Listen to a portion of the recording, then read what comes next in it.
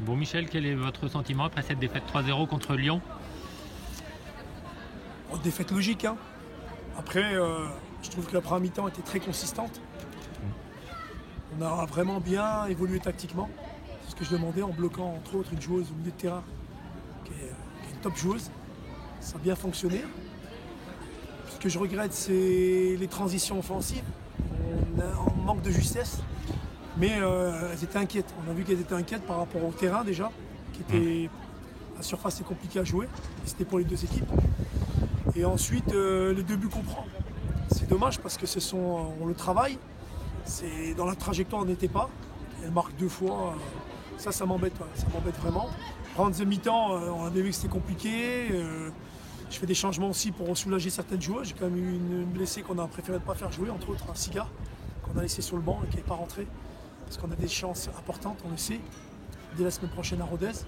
Donc moi, dans l'ensemble, je suis très content quand même. On n'a pas 3 points, on n'a pas 1 point, c'est sûr.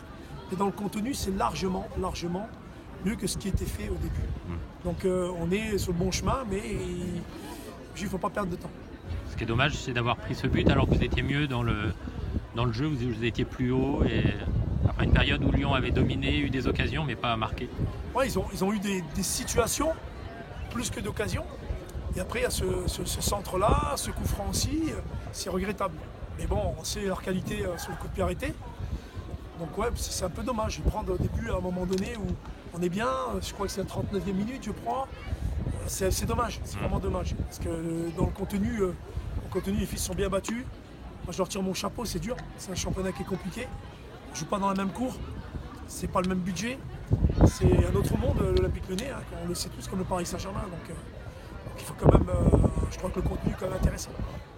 Et effectivement, il fallait penser en plus au match de Rodez la semaine prochaine. Donc c'est pour ça que. C'est clair. On a une ligne droite là avec Rodez. On va à Rodez, on reçoit Fleury. On va au Havre, on reçoit Dijon. Là, il y a 4 matchs, il faut prendre des points impératifs. Et on va prendre des points. Parce qu'on est sur le bon chemin. Donc je me suis inquiété un petit peu pour une joueuse qui est sortie, entre autres Stéphanie. Stéphanie, oui.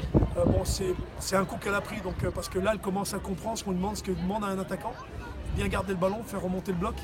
Moi, c'était mon poste, donc je sais parfaitement que c'est compliqué quand on est un petit peu tout seul devant. Donc, voilà, je me suis inquiété, je pensais que c'était un problème de genou grave. Finalement, non, c'est qu'un coup, donc mais on est sur le bon chemin. Et Siga, elle sera opérationnelle dans une semaine alors? Oui, c'est une gêne, donc comme je l'ai expliqué, quand on a une gêne, entre le mollet, soit tu bascules du mauvais côté et c'est blessure derrière, soit on bascule du bon côté, effectivement, la douleur disparaît, hein, j'ai déjà eu ça en tant que joueur, donc on a préféré vraiment pas prendre de risques. Je voulais la faire rentrer à un moment donné, on a vu avec elle, on a vu avec le staff, même les joueuses, hein, on s'apprécie tous pour dire non, il vaut mieux qu'on garde une joueuse de qualité et top joueuse pour les échéances qui arrivent. Merci.